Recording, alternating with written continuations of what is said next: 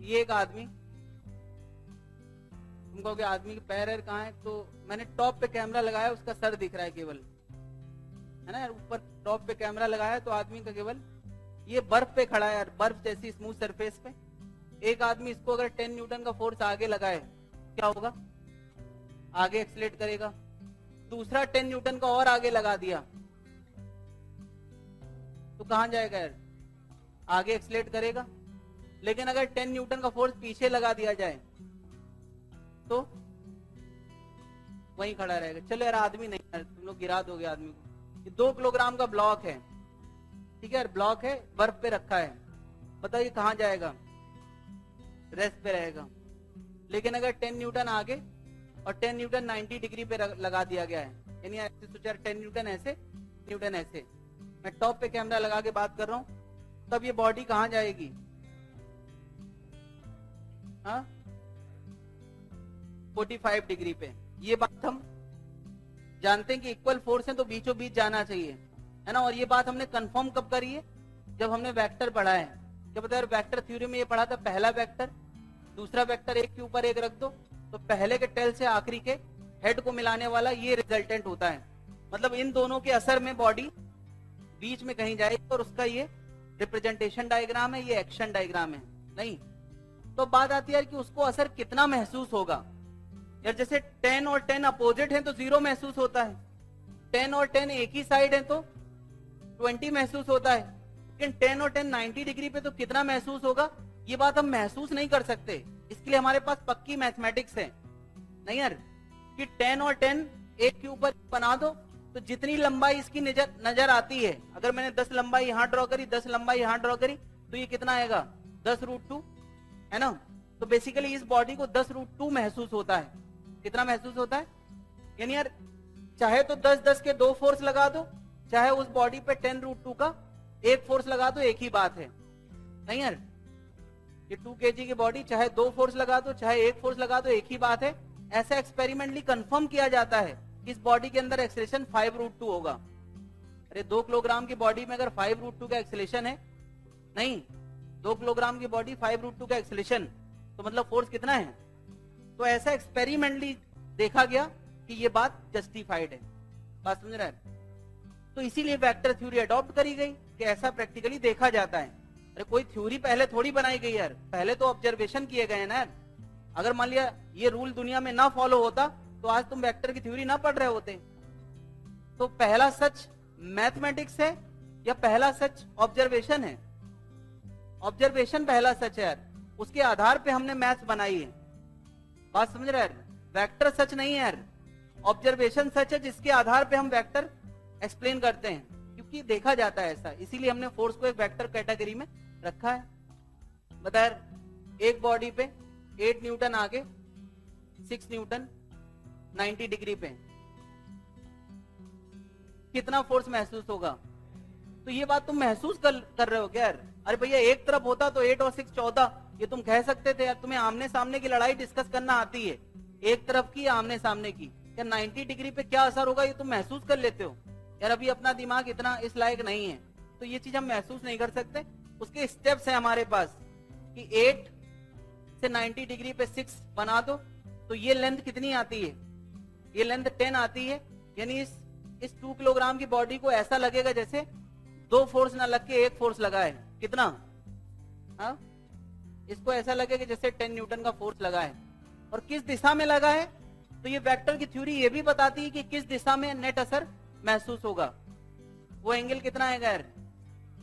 हाँ हाँ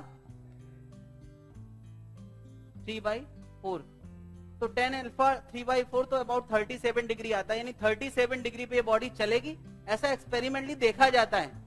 नहीं तभी वेक्टर की थ्योरी अडॉप्ट करी गई। बात समझ में आ रही है? यानी यार इन 2 फोर्स के बजाय अगर मैं 37 डिग्री पे 10 न्यूटन का एक फोर्स लगा दूं, नहीं तो इन दोनों के बराबर ही असर महसूस होगा। तो हम लोगों ने यार एक मेथड बनाया था कि किसी एक फोर्स के बजाय 2 फोर्स बनाना। 2 फोर्स के बजाय एक फोर्स बना सकते हैं, तो एक के बजाय 2 भी बना सकते हैं कंपोनेंट मेथड से। और कंपोनेंट का तरीका क्या था? कि किसी एफ फोर्स जो कि थीटा के एंगल पे है, तो उसका हॉरिजॉन्टल एफ कॉस थीटा होता है और उसका वर्टिकल, याद आ गया यार? तो एक फोर्स के बजाय दो फोर्स बनाना, कंपोनेंट करना, ये हम लोगों ने पढ़ा यार जब जरूरत हो। तो अभी जरूरत पड़ने वाली है मेरे ख्याल से यार, ये सबको पता होना चाहिए। जिसने नहीं भी पढ़ा है यार वेक्टर, जिन्होंने नहीं पढ़ा है वो नोट कर लें।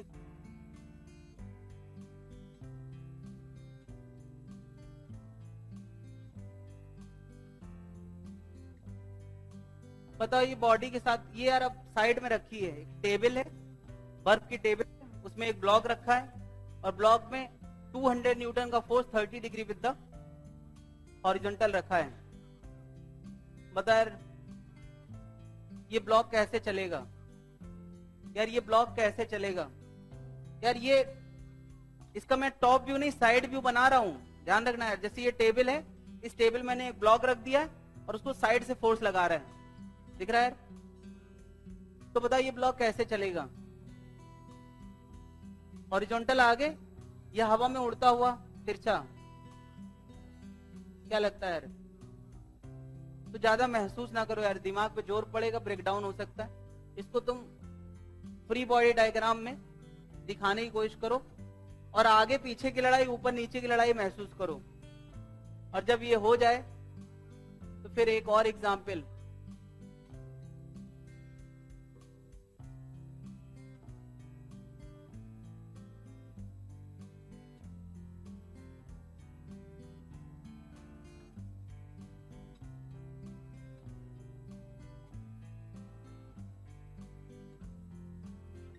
एक बार बता यार, तुम्हें ये महसूस हो रहा है कि बॉडी हॉरिजॉन्टल में जाएगी, तो क्या इस फोर्स को, इस बॉडी पे लगने वाला ये जो तिरछा फोर्स है, इसको ऐसे तिरछा दिखाने से फायदा है क्या?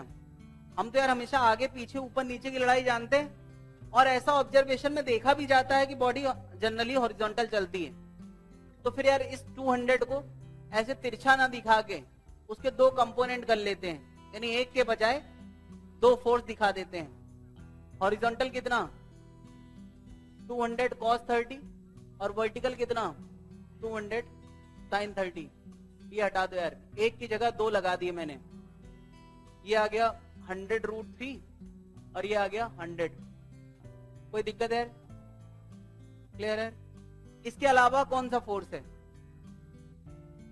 यार? इसके अलावा ग्रेविटी का भूतिया फोर्स 20G। और कौन सा फोर्स? ऊपर नॉर्मल एक्शन। अरे देखो यार 20G बोले तो 200 और ऊपर 100, तो 200 नीचे 100 ऊपर, तो कौन जीतेगा यार? नीचे वाला जीतेगा। तो क्या यार ब्लॉक जमीन फाड़ के अंदर घुस जाएगा?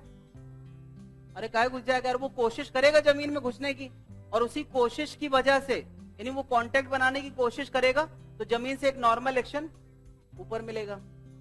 यही तो होगा यार। क्या वो जमीन फाड़ के अंदर घुस जाएगा क्या? क्या वर्टिकल में कोई एक्सेलेरेशन आ सकता है? वर्टिकल का एक्सेलेरेशन क्या होगा? 0। तो कहां आ सकता है? में आ सकता है नहीं। तो इक्वेशन एक वर्टिकल में बनेगी, वो बहुत आसान सी बात है, लेकिन यार इस बार थोड़ा सा ध्यान देने की जरूरत है। नॉर्मल एक्शन क्या बताया?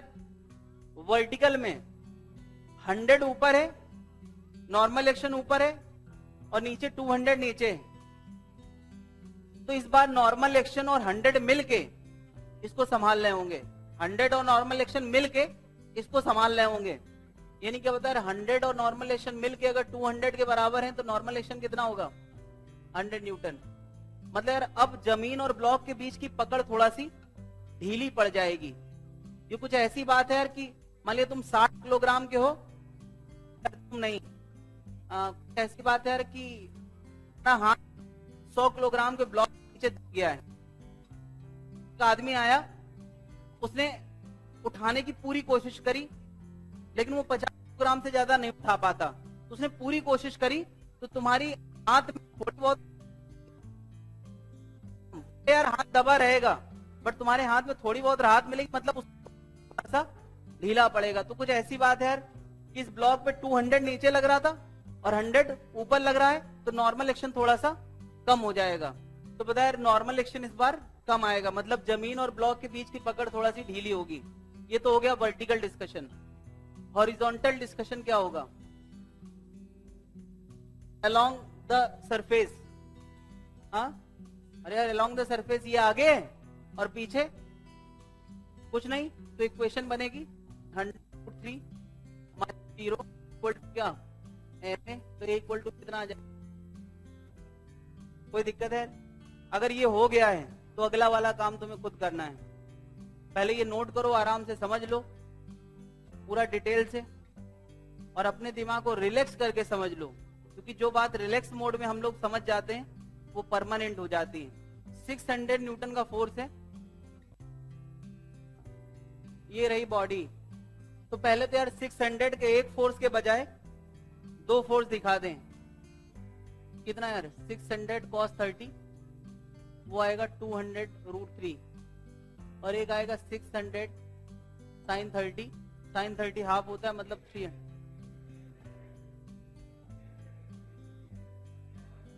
अच्छा मैं को यार ये 300 बताने के लिए तुम लोग इतना उतावले क्यों? ठीक है यार, ये एक फोर्स का हिसाब किताब हो गया। इसके अलावा ग्रेविटी का भूतिया फोर्स 20G, यानी मैं 200 लिख सकता हूं। ठीक है, और इसके अलावा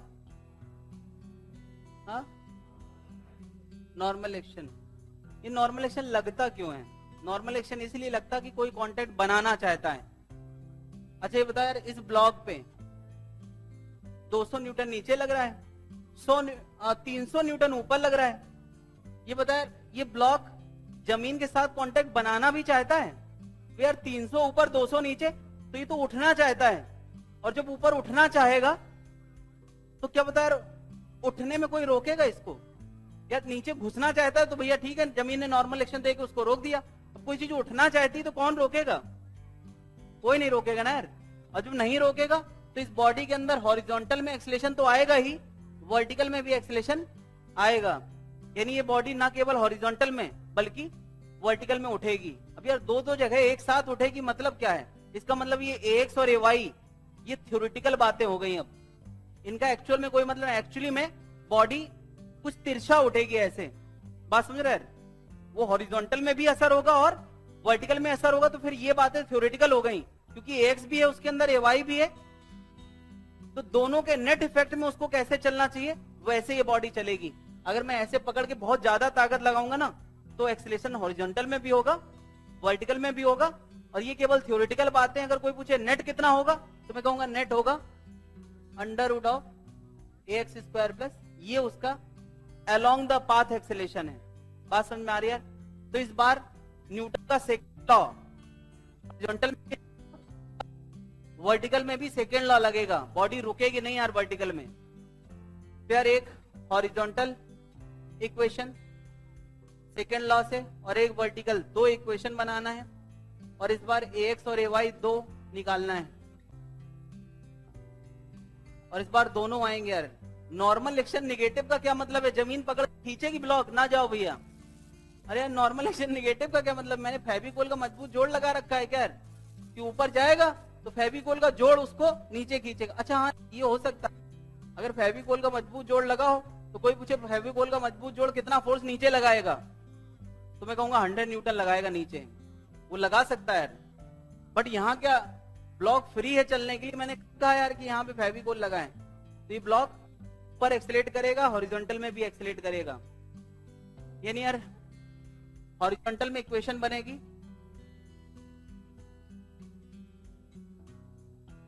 ये AX आएगा कितना 15√3 मीटर पर सेकेंड स्क्वायर, और वर्टिकल में, हाँ वर्टिकल में 300 माइनस 200,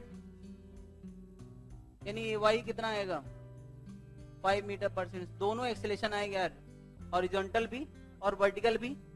और ये बातें अब थ्योरेटिकल हो गई, क्योंकि यार एक्चुअल में दोनों एक्सेलेरेशन है, तो नेट की में बॉडी एक्सेलेरेट करेगी।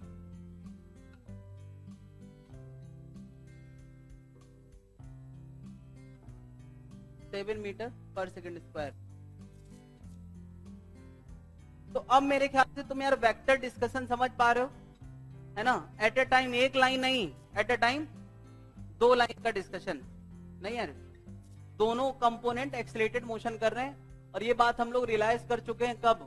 2 डायमेंशनल मोशन में, कि कोई बॉडी अगर एक्स में भी एक्सेलेरेशन रखती है, वाई में भी एक्सेलेरेशन रखती है, तो उसका मतलब क्या है? यहां देखो यार, मैंने दिखाने की कोशिश करी कि वाई में इसकी स्पीड लगातार, पहले यार देखो स्लो चल रहा था, तो वाई में इसकी स्पीड लगातार बढ़ रही है। और एक्स में भी ऐसा ये मोशन होगा, क्योंकि रेस्ट से शुरू हुआ है तो वो कर्व नहीं होगा, स्ट्रेट लाइन होगा। बट दोनों एक्सेलेरेशन का मतलब क्या है? वो थ्योरेटिकल बातें हैं, ए एक्स और ए वाई। एक्चुअल में पार्टिकल स्पेस में चल रहा होगा तिरछा। क्लियर है? अब जैसे बात यार, यहाँ ऐसा एक फोर्स है, कोई इस फोर्स को वेक्टर फॉर्म में लिखना चाहे, इस क्वेश्चन को अगर वेक्टोरियली करना है, तो बता यार इस बॉडी पे लगने वाला फोर्स वेक्टर फॉर्म में कितना है? मैं कहूंगा यार इस बॉडी पे लगने वाला वेक्टर फॉर्म में 300√3 आई के साथ और कितना जे के साथ? हाँ कितना यार? 300 का है। जे में यार दोनों का नेट करके बताओ ना यार। यार भैया 200 नीचे 300 ऊपर, तो जे में कितना? 100 जे में। तुम यार क्वेश्चन ऐसा दिया जाए और पूछा जाए उसका एक्सेलेरेशन वेक्टर बताओ, तो ये हो गया एफ वेक्टर अपॉन एम। नहीं यार, यही न्यूटन का सेकेंड लॉ था वेक्टोरियली। लेकिन यार हम सीधे सेकेंड लॉ नहीं महसूस, सेकेंड 2D मोशन सीधे नहीं रियलाइज कर सकते यार। बात समझ रहे यार? तो F vector divide by M कितना? 20। तो ये आंसर आएगा 15√3 आई के साथ 5 जे के साथ। ये हो गया एक्स और ये हो गया। क्या एक बार में आंसर निकाला जा सकता है? नहीं। अगर कोई क्वेश्चन ही तुम्हें वेक्टर फॉर्म में दे दे, मान लिया तुम्हें कोई सीधे क्वेश्चन यहीं से देता, तब तो बड़ा आसान हो जाता है यार। इसका मतलब उनने सारे हॉरिजॉन्टल हिसाब किताब, सारे वर्टिकल हिसाब किताब बना रखे, आसान सा डिस्कशन किया है। जैसे इन्होंने यार फोर्स वेक्टर फॉर्म में दिया है, तो एक्सेलेरेशन वेक्टर फॉर्म में वो होगा एफ अपॉन एम। एफ कितना यार? 6i 8j 10k। मास हमें नहीं पता, ठीक है। लेकिन इन्होंने ए एक्सेलेरेशन का वेक्टर आंसर दिया है क्या? मैग्नीट्यूड दिया है, यानी इन्होंने मॉड ऑफ ए दिया है 1 है। फिर यहां से मॉड ऑफ ए क्या होगा यार? 6/m का स्क्वायर प्लस 8/m का स्क्वायर प्लस 10/m का स्क्वायर। ये कितना है? 1। तो m नहीं निकल आएगा, है ना? करने को एक और तरीका था कि हम ये डिस्कशन सीधे मैग्नीट्यूड लेते, अरे एफ का मैग्नीट्यूड निकालते और एक्सेलेरेशन मैग्नीट्यूड रख, तो m सीधे आ जाता। लेकिन मैं पूरा तरीके से बताना चाहता हूँ। हाँ कोई दिक्कत है यार? m निकल आएगा। जैसे कोई यार इसका मैग्नीट्यूड पूछे एक्सेलेरेशन का, तो कैसे लिखोगे यार? अंडर रूट, है ना? वहां भी यही किया गया। हटा दे भाई। तो अब यार जो बातें हम एक लाइन में महसूस कर रहे थे अभी तक, वो एट अ टाइम 2 लाइन या ज्यादा से ज्यादा 3 लाइन में भी हो सकती है। तो वो 3 डायमेंशनल डिस्कशन हो जाएगा, वेक्टोरियल डिस्कशन हो जाएगा। बात समझ रहे यार? तो फीलिंग तो तुम्हारी एक ही लाइन वाली होगी ना यार। एट अ टाइम हम लोग यार ट्रिपल प्रोसेसर नहीं है, हम लोग डुअल कोर भी नहीं है, यानी एट अ टाइम हम 2 चीजें एक साथ नहीं सोच पाते यार, दिक्कत होने लगती है।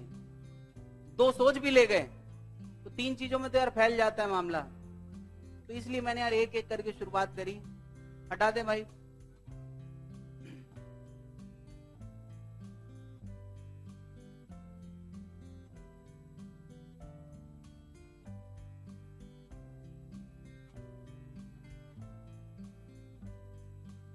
m मास का ब्लॉक, बता यार इसके अंदर एक्सेलेरेशन कहाँ आएगा?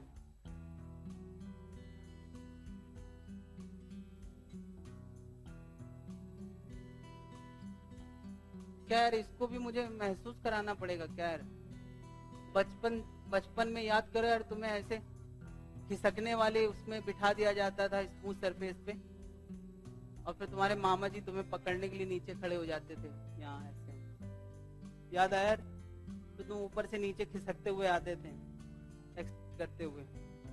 याद आ गया है ना? और मामा जी को जाके एकदम हाई स्पीड से अपनी लात मारते थे, मामा जी किसी तरह से संभाल लेते थे। याद आया कि नहीं आ रहा है? अब वो हो सकता है मामा जी की जगह चाचा जी हो। तो यार इतना तो तुम्हें पता है कि इस बॉडी पे एक्सेलेरेशन कहाँ आएगा? Along the incline plane. ये पक्का यार, यानी न्यूटन का सेकंड लॉ अगर हम लगाएंगे तो किस लाइन में लगाएंगे यार? इस लाइन में लगाएंगे न्यूटन का सेकंड लॉ। क्या ये वर्टिकल में मोशन कर सकता है? यानी यार एक बात हमें और पता है कि ट्रैक के परपेंडिकुलर का कोई एक्सेलेरेशन हो ही नहीं सकता, वो जमीन फाड़ के अंदर तो घुस नहीं सकता और ऊपर आने की कोई वजह नहीं है। तो चूंकि हमें पता है कि इसका एक्सेलेरेशन कहाँ होता है, तो यानी इस बार हम इफेक्ट के बारे में पहले से श्योर हैं कि इफेक्ट इस लाइन में आएगा, और अगर इस लाइन में आएगा तो यार हमें अपना फ्री बॉडी डायग्राम तिरछा करना पड़ेगा। हमें यार इफेक्ट पता है इस लाइन में आएगा, तो न्यूटन का सेकेंड लॉ भी किस लाइन में लगेगा? इसी लाइन में लगेगा यार? नहीं। और हम उसके मैग्नीट्यूड पे इंटरेस्टेड हैं, इसलिए हम केवल इसी लाइन में एक्सेलेरेशन दिखा रहे हैं। तो यार फोर्स भी फिर हमें इसी लाइन में दिखाना पड़ेंगे। तो अगला डायग्राम कॉस डायग्राम, ये रही बॉडी। पता है बॉडी पे लगने वाला भूतिया फोर्स वो कहां लगता है? नीचे। तो ये रही बॉडी, mg कहां लगेगा? अब एक बात बता यार, एक्सेलेरेशन आना है यहाँ और इस लाइन में एक्सेलेरेशन आना नहीं है। तो जब हम यार जानते हैं कि यार सेकेंड लॉ हमें यहां लगाना है, फर्स्ट लॉ हमें यहां लगाना है, तो यार mg इस लाइन में दिखाने से अब कोई फायदा नहीं रह गया। तो हमें क्या करना चाहिए यार? mg के कंपोनेंट करना चाहिए।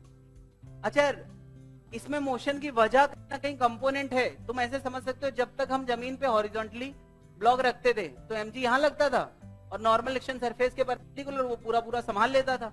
लेकिन इस बार क्या पता है, नॉर्मल एक्शन सरफेस को ऐसे लगेगा, वो mg के इधर वाले कंपोनेंट को तो संभाल सकता है, क्या इधर वाले को संभाल पाएगा? नॉर्मल एक्शन नहीं संभाल पाएगा, इसीलिए तो एक्सेलेरेशन आ जाता है।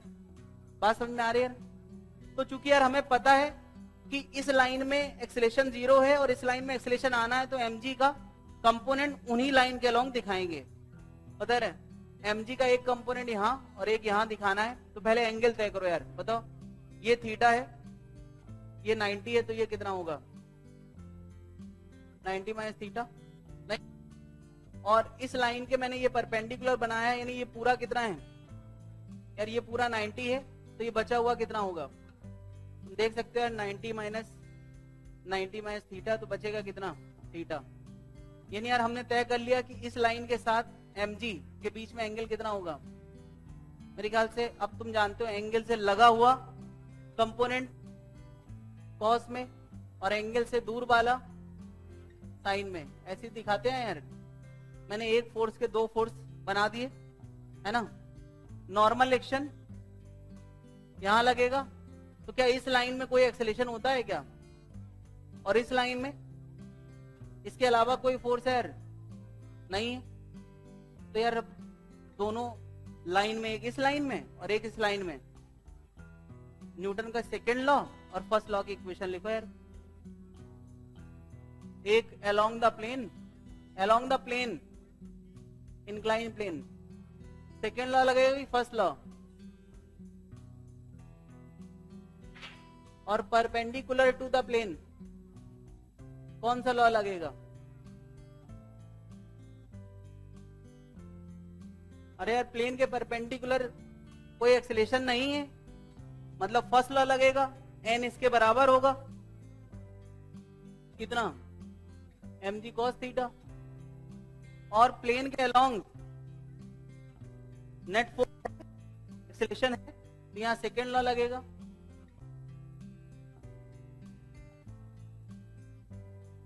A इक्वल टू कितना? g sin theta. अच्छी बात यह है कि एक्सेलेरेशन जो आया है वो थीटा पे डिपेंडेंट आया है, थीटा पे डिपेंडेंट आया है, इसका मतलब यार ये मास डिपेंडेंट नहीं आया। सबसे इंटरेस्टिंग बात है इंडिपेंडेंट ऑफ मास, मतलब कहने का चाहे 2 किलोग्राम की बॉडी यहां रखो चाहे 200 किलोग्राम की रखो, दोनों का एक्सेलेरेशन सेम आएगा। बात समझ आ रही है यार? तो बस यार अब थोड़ा ही सा अंतर आया, जो डिस्कशन हम यहां करते थे वो अब यहां हो गया है, और जो डिस्कशन हम परपेंडिकुलर करते थे वो ऐसे हो गया है। अच्छा बता यार, यहां मैंने एक 2 किलोग्राम की बॉडी रखी और यहां मैंने एक 200 किलोग्राम की बॉडी रखी, ये भी 30 डिग्री है, ये भी 30 डिग्री है। किसका एक्सेलेरेशन ज्यादा होगा? सेम होगा। कौन, जब यार अगर दोनों का एक्सेलेरेशन सेम है, कोई पूछे यार कौन नीचे पहले पहुंचेगा, अरे कौन पहले पहुंचेगा? और जब एक्सेलेरेशन बराबर है तो s equal to half AT square के हिसाब से, अगर ये भी s है और ये भी s है तो दोनों को टाइम भी सेम लगेगा, s equal to half AT square के हिसाब से। कोई दिक्कत है? अच्छा बताओ, ये 200 किलोग्राम और ये 2 किलोग्राम, चलो यार ये 2 किलोग्राम और ये 200 किलोग्राम, ठीक। मैंने इनके बीच में एक धागा बना दिया, बांध दिया। धागे का टेंशन कैसे निकालोगे यार?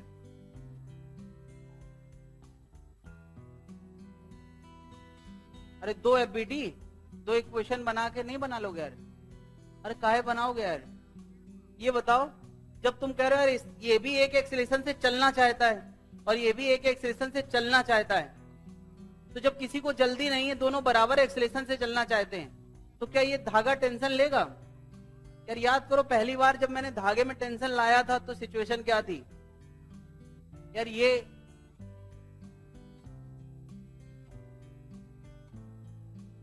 ये आगे भागना चाहता था और ये बेचारा गम का मारा, इसको कोई वजह नहीं थी आगे चलने की, तो इसको किसने सहारा दिया था यार उस बदनसीबी के दिनों में?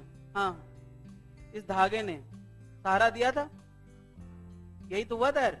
तो मैं कहूंगा यार, चूंकि ये भागना चाहता था तो इसको टेंशन पीछे मिला, ये रुका रहना चाहता था, इसको टेंशन आगे मिला, ताकि दोनों साथ साथ चल सकें।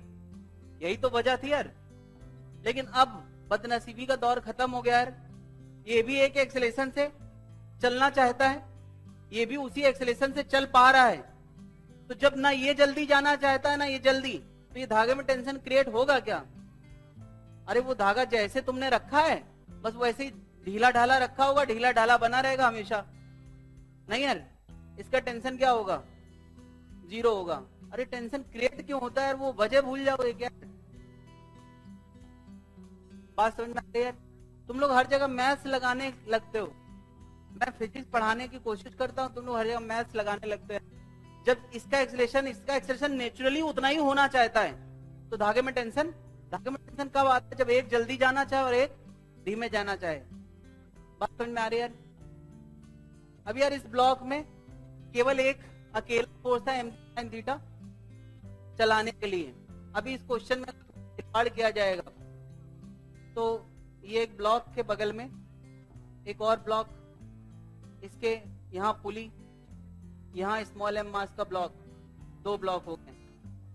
नहीं यार, ये और ये में अब अंतर 1 आ गया। क्या अंतर आ गया यार? इसमें टेंशन पीछे आ जाएगा, इक्वेशन बनेगी mg sin theta minus T equal to ma, एक इक्वेशन। फिर इसकी इक्वेशन क्या बनेगी? t माइनस, अरे पीछे कुछ नहीं यार, 0 इक्वल टू ma। तो क्या ये नहीं कर पाओगे यार? चलो जल्दी से इसकी इक्वेशन बनाते चलो। और फिर अगर ऐसा क्वेश्चन आ गया, हाँ नहीं कर पाओगे यार, mg sin theta minus T equal to ma और t minus mg sin theta 2 equal to ma, 2 equation बनेगी। अगर ये a से नीचे जाएगा तो ये a से, क्या आप यार नहीं बना पाओगे यार? तो कम से कम इक्वेशन बनाते चलो, आंसर निकालना तुम्हारे वैसे भी बाएं हाथ का काम, जो लोग बाएं हाथ से लिखते हैं। अब ये यार केवल उसी के मॉडिफाइड वर्जन है, बस एक नई बात आ गई है कि बता यार इसमें उन रेगुलर बातों के अलावा, रेगुलर बातें क्या, mg sin theta, mg cos theta, normal action के अलावा एक नई बात क्या आ गई है, धागा पीछे है तो धागा टेंशन देगा, नहीं यार। तो अलोंग द प्लेन, इसके न्यूटन के सेकंड लॉ वाली इक्वेशन तुम्हें लिखना है यार। फर्स्ट लॉ वाली मुझे पता है, n इक्वल टू mg, उसमें कोई अंतर आना नहीं है ना। तो अलोंग द प्लेन इक्वेशन क्या बनेगी, ये बनेगी mg sin theta minus T equal to ma। कोई दिक्कत है? और इसकी क्या बनेगी यार, ये तो हॉरिजॉन्टल में ही चलने वाला है, इसका एक्सेलेरेशन ए आगे होगा, बॉडी पे लगने वाले फोर्स टी आगे पीछे कुछ नहीं, तो इक्वेशन बनेगी टी माइनस कुछ नहीं equal to ma, second equation. कोई दिक्कत है यार? दो इक्वेशन, दो अननोन सॉल्व करके आंसर निकालना तुम्हारे बाएं हाथ का काम है। जो लोग बाएं हाथ से लिखते, बाकी लोग दाएं हाथ से लिखेंगे। हाँ भाई, इसके लिए दूसरा क्वेश्चन है यार, देखिए यार, हमें पता नहीं कि कौन सा एंगल कम है ज्यादा है, तो हम किसी एक तरफ एक्सेलेरेशन मान लेते हैं कि ये नीचे चलेगा, तो फिर मजबूरी है कि अगर वो ऐसे जाएगा तो दूसरा, है ना। एक फ्री बॉडी डायग्राम एक्सेलेरेशन नीचे, दूसरी फ्री बॉडी डायग्राम एक्सेलेरेशन ऊपर, दो इक्वेशन, दो अननोन। बस यार तुम्हें मोशन वाली इक्वेशन बनाना है, नॉर्मल एक्शन पता है, इसका नॉर्मल एक्शन होगा mg cos थीटा 2 और इसका होगा mg cos थीटा 1। इसको t पीछे तो इसको t आगे मिलेगा। फोर्सेस यार एक बार मैं बता चुका हूं, ये बार बार नहीं बताना है कि mg लगता नीचे है, बट चूंकि उसका यूज अलोंग द प्लेन है तो उसका एक कंपोनेंट साइन वाला जो प्लेन के अलोंग होता है और एक परपेंडिकुलर जो परपेंडिकुलर होता है प्लेन के, तो mg sin थीटा यहां आएगा, mg cos theta, normal action ऊपर, t पीछे।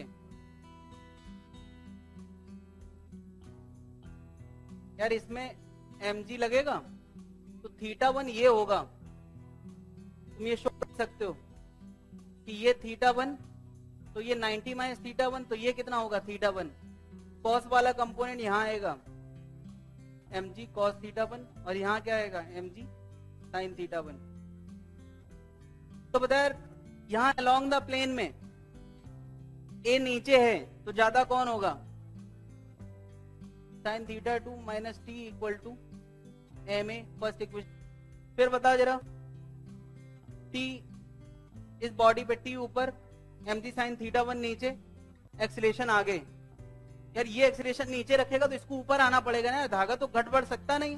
अच्छा बता यार, a ऊपर तो t ज्यादा होगा या mg sin थीटा 1? t ज्यादा होगा ना, कुछ लोगों ने यार mg sin थीटा 1 को ज्यादा दिखा दिया, तो ये क्वेश्चन बनेगी t minus mg sin theta 1 equal to ma। Equation, दो इक्वेशन, दो अननोन, आंसर निकाला जा सकता है। हटा दें भाई लोग। अब ये थोड़ा बहुत मॉडिफिकेशन ये तुम्हें करना आना चाहिए यार, तुम्हें बेसिक से सारी बातें आती हैं तो ये कोई बड़ी बात नहीं है। फिर हटा दें यार।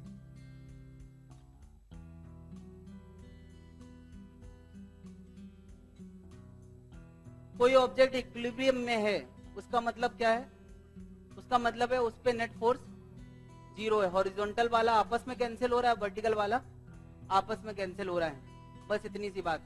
अरे वही बात तो हम लोग डिस्कस कर चुके। नहीं, हॉरिजॉन्टल में भी फर्स्ट लॉ लगाना और वर्टिकल में भी फर्स्ट लॉ लगाना, वही इक्विलिब्रियम का मतलब है। बात समझ रहे हैं? तो जैसे मैं कहूँ यार, ये कोई ऑब्जेक्ट m मास का ऑब्जेक्ट यहाँ दो धागों से बंधा है और इक्विलिब्रियम में है ना। m दिया है, t1 और t2 बताना है, बता पाओगे यार? ये तुम्हें ज्यादा से ज्यादा कोई एंगल दे देता हूं मैं, ये एंगल दिया है, चलो बता यार। t1 और t2 निकालना है, सबको निकालना है, इसमें अब मैं कुछ नहीं बताने वाला। पता यार, इस तरह से दो धागों से अगर बॉडी बाउंडेड है तो क्या हॉरिजॉन्टल में एक्सीलरेशन होगा और वर्टिकल में? बस तुम्हें अब यार कॉस डायग्राम बनाना है और हॉरिजॉन्टल में भी नेट फोर्स 0 है, वर्टिकल में भी नेट फोर्स 0 है। दो इक्वेशन बनेगी, दो अननोन है, निकल आएगा। आ गया? कितने लोग आ गया यार? भैया ये हवा में लटका है, नॉर्मल एक्शन मत देना यार। फोर्स वाला डायग्राम बनाओ। T1 पीछे लगेगा अबे फ्रॉम द बॉडी, T2 तिरछा लगेगा। तिरछा दिखाने से फायदा नहीं है। ये T2 ऐसे मिल रहा है और T1 अबे फ्रॉम द बॉडी पीछे मिलेगा नहीं, ये एंगल थीटा है। तो यार हमें पता है फर्स्ट लॉ हमें इधर लगाना है हॉरिजॉन्टल में और वर्टिकल में, तो हमें यार T2 को तिरछा दिखाने से फायदा नहीं, उसका एक कंपोनेंट और एक कंपोनेंट साइन में। इसके अलावा mg का भूतिया फोर्स। बस अब यार फर्स्ट लॉ हॉरिजॉन्टल में लगाओ,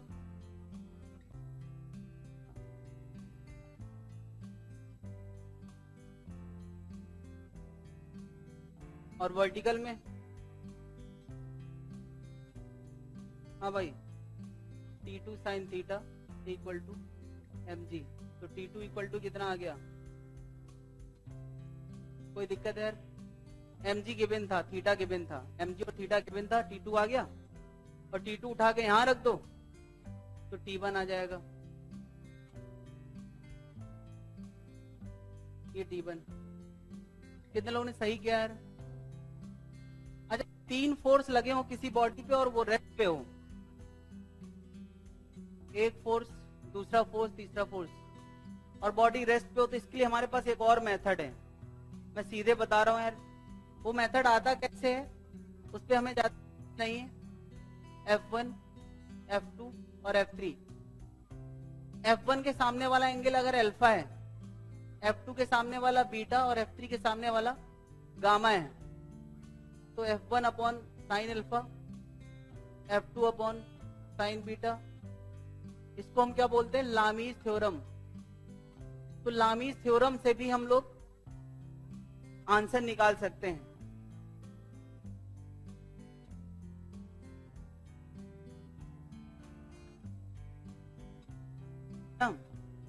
ये आता कैसे है अगर किसी को समझना है तो ऐसे समझ सकता है कि ये तीनों फोर्स अगर एक के ऊपर एक ड्रॉ किए जाएं और वो ट्राइंगल बना दे तभी नेट फोर्स 0 होता है, और बॉडी इक्विलिब्रियम में है ये कहा गया है। ये फॉर्मूला तभी वैलिड है जब बॉडी इक्विलिब्रियम में होती है। तो क्या बता, अगर ये F1 था, ये F2 है, तो F1 और F2 के बीच का ये वाला एंगल गामा था, तो ये 180 माइनस गामा होगा। ये F2 है, ये F3 है, तो ये एंगल अल्फा होगा। तो ये कितना होगा? F3 और F1 ये F1 है, तो ये एंगल क्या है? बीटा। तो ये कितना होगा? 180 माइनस बीटा। और किसी ट्राइंगल में एक रूल हमने ट्रिग्नोमेट्री में पढ़ा है, साइन रूल, कि सामने की side F3 upon sine 180 minus alpha, F2 upon उसके सामने के एंगल का साइन, साइन 180 माइनस बीटा, और F1 upon sine 180 minus gamma. वही तो ये भी लिखा है। अरे साइन 180 माइनस अल्फा अल्फा होगा, है ना? तो भैया ये मेथड को गोली मारो, हमें यूज करके बात करना, ये रिजल्ट आता है। तो क्या इस क्वेश्चन में तुम लामीज थ्योरम लगा पाओगे? निकालो यार, आंसर निकालो लामीज थ्योरम लगा के। लामीज थ्योरम लगाने की आदत बना लो। लेकिन मैं बता दूं यार, लामीज थ्योरम से कुछ भला नहीं होना, क्योंकि वो तीन फोर्स के लिए वैलिड है। और अगर यहाँ तुम कंपोनेंट वाले मेथड से कर रहे हो तो चाहे 4 हो चाहे 5 हो, तुम सबके लिए काम कर सकते हो। बात समझ रहे हैं? तो बस ये एक मेथड है जो किताबों में तुम्हें सोल्यूशन में मिलेगा। तब तुम ये ना कहना कि सर ने तो ये बताया नहीं, किताब में ज्यादा है, सर ने कम पढ़ाया, गलत हो गया, अत्याचार हो गया, वगैरह वगैरह। तुम लोग दोषी बड़ी जल्दी ठहराते हो। लाख अच्छाइयां करो, एक बुराई कर दी। तो देखो यार, ये जो डायग्राम था उसमें एक फोर्स T1 था, ये एक फोर्स, ये एंगल थीटा जी था। 3 फोर्स थे कि नहीं थे? अरे यही तो था यार। तो लामीज थ्योरम के हिसाब से हमें ये एंगल पता होना चाहिए, कितना है यार? 90 प्लस थीटा। अरे ये 90, ये थीटा। ये एंगल पता होना चाहिए, कितना है यार? ये है यार, ये पूरा इतना थीटा है तो बचा हुआ कितना होगा 180 माइनस थीटा, और इसके सामने वाला ये एंगल कितना है। अब यार लामीज थ्योरम लगा सकते हो, T1 upon sine alpha, T2 upon sine 90, T3 upon T3 मतलब mg upon sine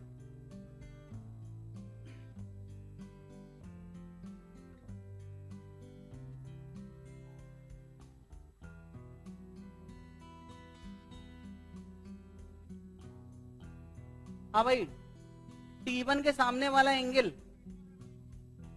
90 plus theta, T2 के सामने वाला एंगल mg के सामने वाला एंगल, ये साइन रूल है यार। ये कितनी इक्वेशन है यार, गधे हो क्या यार, ये 3 इक्वेशन है यार, ये 2 इक्वेशन है, ये इसके बराबर, ये इसके बराबर, तो तुम कहोगे सर ये इसके बराबर, ये भी तो एक इक्वेशन है। तो बेसिकली 2 इक्वेशन के कंक्लूजन से बनी हुई इक्वेशन है, उसको नई इक्वेशन नहीं बोला जाता। बात समझ में आ रही है यार। तो चलो यार, मैं इसको और इसको बराबर करके T1 निकाल लूंगा और इसको बराबर करके T2 निकाल लूंगा, कोई दिक्कत है यार, निकाल लो यार।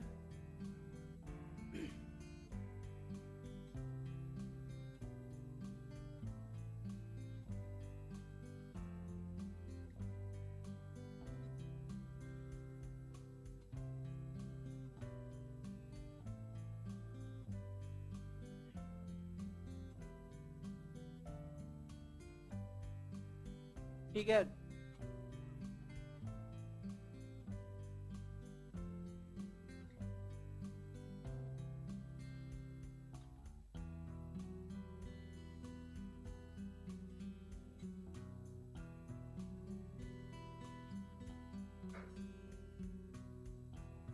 तुम देख सकते हैं यार, जो आंसर यहाँ आए थे वही, इसका मतलब यार ये मेथड सही होगा, है ना। कंपोनेंट वाले मेथड पे तुम्हें वैसे भी यार आंख बंद करके विश्वास है, ब्लाइंड फेथ।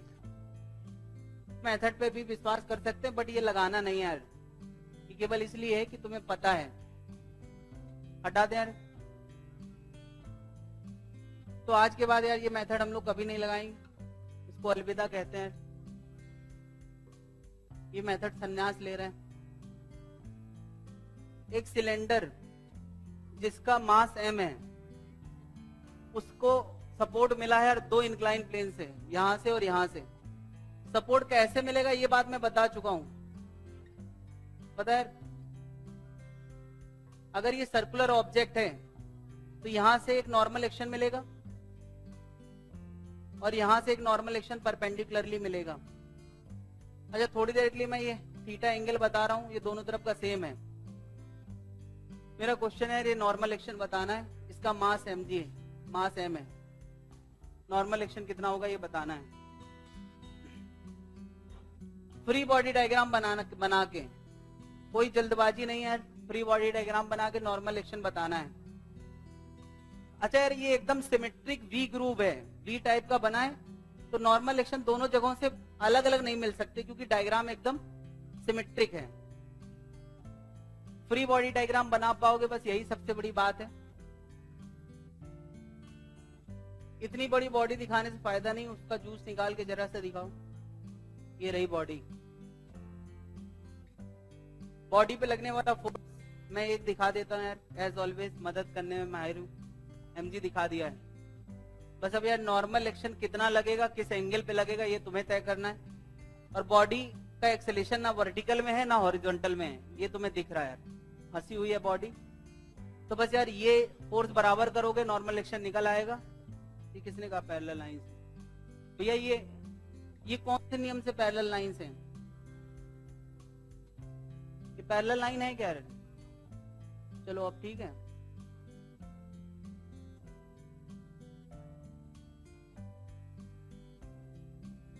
ये लो, ठीक, ये एक नॉर्मल एक्शन मिलेगा ऐसे, यहाँ एक नॉर्मल एक्शन ऐसे, ये एंगल 90 डिग्री होगा नहीं ना? और ये लाइन इसके पैरेलल और ये लाइन इसके पैरेलल होगी, तो भैया ये तो मैंने ऐसे बना दिया है तो पैरेलल दिखने लगा। कुछ भी रूल मत लगाओ, इस थीटा के सहारे तुम थीटा पे पहुंचो।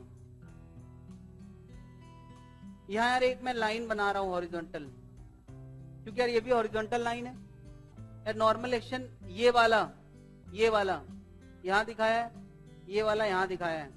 अब ये थीटा कहां से होगा ये तुम्हें चेक करना है। तो यार अगर ऐसा डायग्राम में बनाता तुम्हें तुरंत समझ में आ जाता, लेकिन सटीक वजह होना चाहिए। तो बताओ अगर ये थीटा है तो ये एंगल कितना होगा?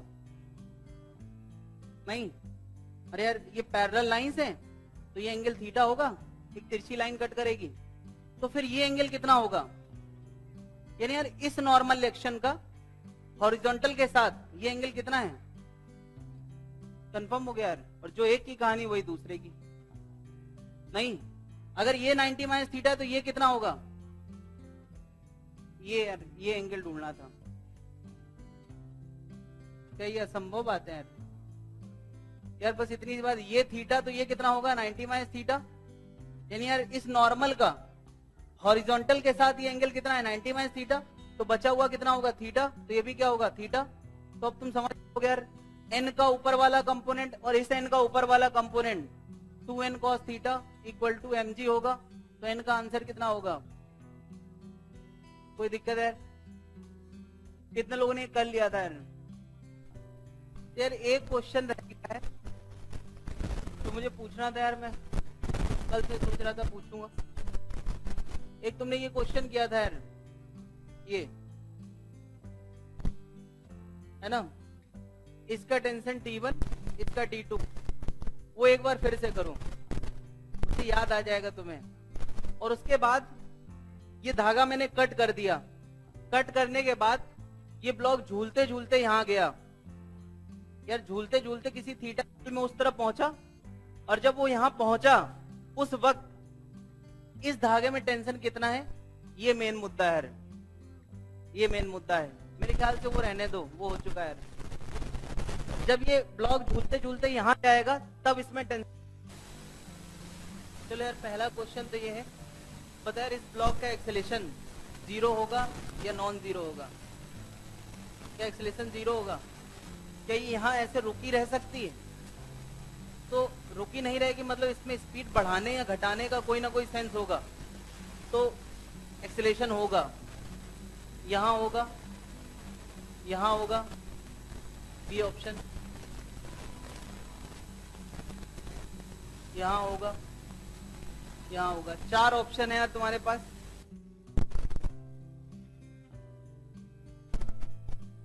अच्छा मैंने दोबारा बनाया तो डी हो जाएगा। कितने लोग कहते हैं यार ए आंसर सही है, नीचे एक्सीलेट करेगी? अरे भैया यार धागा तोड़ दो तो नीचे चला जाएगा एक्सीलेट करके, तो ये गलत है। कितने लोग कहते हैं यार बी सही है? अरे तुम मान रहे हो कि तुमने बी सही दिखाया है, जो कि गलत है। तो यार ये भी सही नहीं है यार। एक होता है यार, अगर ब्लॉक इस डायरेक्शन में स्पीड अप करेगा तो थोड़ी देर में ये धागा ढीला पड़ जाएगा। तो यार इतना तो तुमने देखा ही है कि वो टाइट होके चलता है, नहीं? तो मतलब ये भी गलत है। तो फिर कैसा होगा यार? या तो सी हो सकता है या डी। अब तुम्हें इतना अंदाजा है कि mg नीचे होता है तो उसका कंपोनेंट पीछे इधर तो नहीं आएगा यार, उसका असर डी में आ सकता है। तो डी सही डायरेक्शन है यार, यानी इस डायरेक्शन में एक्सेलेरेशन होगा। बात समझ रहे यार? और बात जेन्युइन भी है कि mg का धागे के अलोंग वाले कंपोनेंट को तो धागा संभाल लेगा, और उसके इधर वाले असर को कोई संभालने वाला नहीं है, तो वहां एक्सेलेरेशन आएगा। तो यहाँ यार मिली जुली बात है कि हम फोर्स को भी महसूस कर रहे हैं और ऑब्जर्वेशन भी हमारे पास है, हमने ऐसी घटनाएं देखी हैं। Acceleration perpendicular to the string होगा।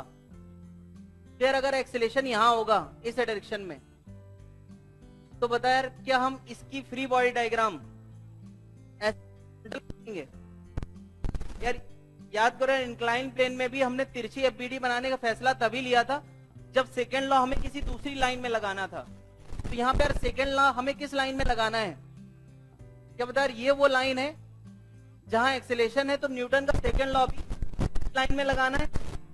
तो फिर हमें बनाना। चलो यार इतना बता, तो अब कम से कम टेंशन और एक्सेलेरेशन, अब 2 क्वेश्चन है यार, टेंशन और एक्सेलेरेशन। वो दोनों लिखना है। यार ये कहानी अलग थी, ये बॉडी रुकी हुई है, तो चाहे ऐसी एफबीडी बनाओ चाहे तिरछी बनाओ, दोनों से तुम आंसर निकाल सकते हो। यार उस क्वेश्चन में ये नहीं चलेगा। चलो यार, ये रही बॉडी, बॉडी पे लगने वाला ग्रेविटी का भूतिया फोर्स नीचे लगेगा। इसके अलावा यार धागे का टेंशन ऊपर, बस और कोई नहीं है। लेकिन यार एमजी से दिखाने से फायदा नहीं। एक काम करते हैं, जरा अंदाजा लगाते हैं। ये थीटा है तो ये भी कितना होगा, यानी ये भी कितना। तो एमजी के एक फोर्स के बजाय तो कंपोनेंट दिखाना है, एंगल से लगा हुआ कॉस में और एंगल से दूर वाला साइन में। क्लियर है? बस सेकेंड लॉ इस लाइन में लगेगा और फर्स्ट लॉ हो जाएगा यार। यार अलोंग द स्ट्रिंग, धागे के अलोंग सेकेंड लॉ लगेगा, mg sin theta minus 0 equal to ma। तो ये कितना आ गया, g sin थीटा। और परपेंडिकुलर टू स्ट्रिंग, धागे के परपेंडिकुलर, यार गलत हो गया यार, ये परपेंडिकुलर टू स्ट्रिंग है और along the string, along the string मतलब स्ट्रिंग के अलोंग। क्या बता, स्ट्रिंग अपने अगेंस्ट वाले सारे फोर्स को संभाल लेगी, वहां फर्स्ट लॉ लगेगा, यानी टेंशन इक्वल टू क्या होगा, mg cos थीटा। कोई दिक्कत है यार? मुझे पता है यार किसी ने भी ये सही नहीं किया था, कर लिया था, वेरी गुड। और कौन कर लिया था यार, देखने के बाद कि पहले? Very good. तो यहाँ पे यार ये जो एक्सेलेरेशन आया है जी साइन थीटा, और इम्पोर्टेंट बात ये है कि यार यहाँ ये थीटा फिक्स रहेगा या बदलेगा। जब यार ये झुकेगा तो थीटा बदलेगा, और थीटा बदलेगा तो एक्सेलेरेशन की वैल्यू भी समझ में आ रही है यार? तो यार जब ये एक सिंपल पेंडुलम है और जब ये ऑसिलेट करता है तो कोई पूछे सबसे ज्यादा एक्सेलेरेशन इसमें कब होगा, जब ये अपने सबसे कॉर्नर पे होगा, एक्सट्रीम पोजीशन पे होगा। थीटा ज्यादा तो ये ज्यादा। और सबसे कम एक्सेलेरेशन कब होगा, जब ये झूलते झूलते बीच में आता होगा और इसका एक्सेलेरेशन कांस्टेंट नहीं रहता। बात समझ रहे? अच्छा एक आंसर अभी अभी हम लोगों ने ऐसा भी निकाला था इंक्लाइन प्लेन में, इसका एक्सेलेरेशन क्या आता था, जी साइन थीटा। बता यार इसमें थीटा फिक्स है या वेरिएबल है? यार यहाँ इंक्लाइन प्लेन थोड़ी झूल रहा है यार, वो तो जैसा है वैसा है, तो चाहे यहां बोले चाहे नीचे बोले एक्सेलेरेशन हमेशा कांस्टेंट रहेगा। क्लियर है? हटा दें।